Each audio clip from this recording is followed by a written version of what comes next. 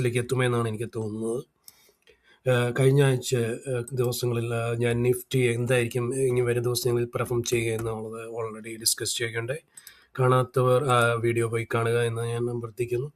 കാരണം ഏകദേശം ഈ ലെവൽസിലാണ് ഞാനതിൻ്റെ പറഞ്ഞത്. ഇവിടുന്ന് ഒരു ബ്രേക്ക് ഔട്ട് കിട്ടുകയാണെങ്കിൽ അത് എന്തായിരിക്കും നിഫ്റ്റി പെർഫോം ചെയ്യുക എന്നാണ് ഞാൻ ഡിസ്കസ് ചെയ്തത്. കഴിഞ്ഞ വീഡിയോയിൽ ഞാൻ ഡിസ്കസ് ചെയ്യേണ്ടത്, കാണാത്തവരത് കാണുക. ഈ ആഴ്ച നമ്മൾ നോക്കാൻ പോകുന്ന സ്റ്റോക്ക് എൻ്റെ റഡാറിൽ പെട്ടിരിക്കുന്നത് നോക്രിയാണ്. അപ്പോൾ അത് ഇത്തവണ ബ്രേക്ക് ഔട്ട് നടത്തുമെന്നാണ് എൻ്റെ ഒരു പ്രതീക്ഷ. എൻ്റെ അനാലിസിസ് പ്രകാരം ഞാൻ മനസ്സിലാക്കിയത് അങ്ങനെയാണ്. ഇപ്പോൾ നമ്മൾ നോക്കുകയാണെങ്കിൽ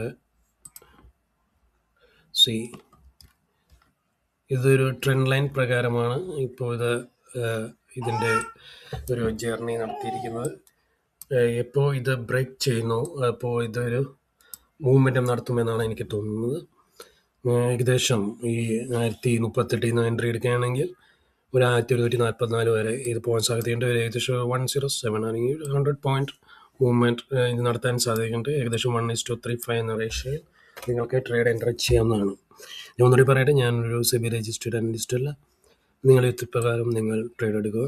നിങ്ങളുടെ ഒരു ഫൈനാൻഷ്യൽ അഡ്വൈസറുമായി ഡിസ്കസ് ചെയ്തതിന് ശേഷം നിങ്ങൾക്ക് ട്രേഡ് ചെയ്യാവുന്നതാണ്. അപ്പോൾ അടുത്ത വീഡിയോയുമായി കാര്യമാരെ bye. Have a nice trade. Thank U.